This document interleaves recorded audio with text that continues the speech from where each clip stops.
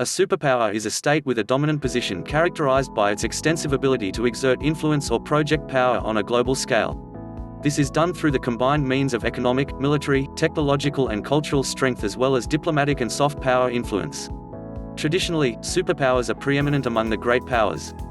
The term was first applied post-World War II to the United States and the Soviet Union. For the duration of the Cold War, the United States and the Soviet Union dominated world affairs. At the end of the Cold War and the dissolution of the Soviet Union in 1991, only the United States appeared to be a superpower. 1, 2, 3 Alice Lyman Miller defines a superpower as a country that has the capacity to project dominating power and influence anywhere in the world, and sometimes, in more than one region of the globe at a time, and so may plausibly attain the status of global hegemony.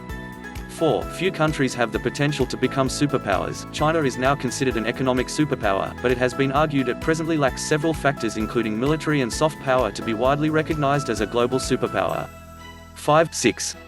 Terminology and origin edit. A world map in 1945. According to William T.R.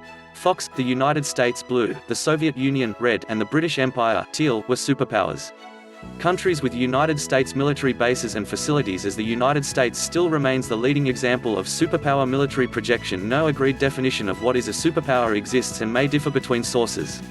2. However, a fundamental characteristic that is consistent with all definitions of a superpower is a nation or state that has mastered the 7 dimensions of state power, namely geography, population, economy, resources, military, diplomacy and national identity. 7. The term was first used to describe nations with greater than great power status as early as 1944, but only gained its specific meaning with regard to the United States and the Soviet Union after World War II. This was because the United States and the Soviet Union had proved themselves to be capable of casting great influence in global politics and military dominance. The term in its current political meaning was coined by Dutch-American geostrategist Nicholas Spijkman in a series of lectures in 1943 about the potential shape of a new post-war world order. This formed the foundation for the book The Geography of the Peace, which referred primarily to the unmatched maritime global supremacy of the British Empire and United States as essential for peace and prosperity in the world.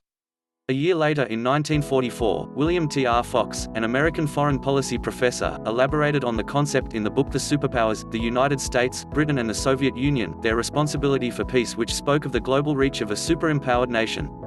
8. Fox used the word superpower to identify a new category of power able to occupy the highest status in a world in which, as the war then raging demonstrated, states could challenge and fight each other on a global scale.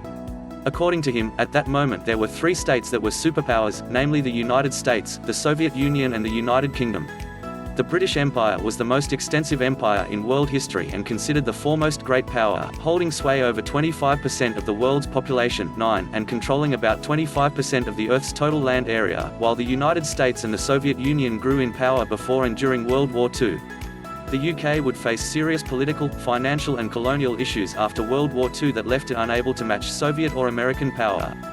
Ultimately, Britain's empire would gradually dissolve over the course of the 20th century, sharply reducing its global power projection.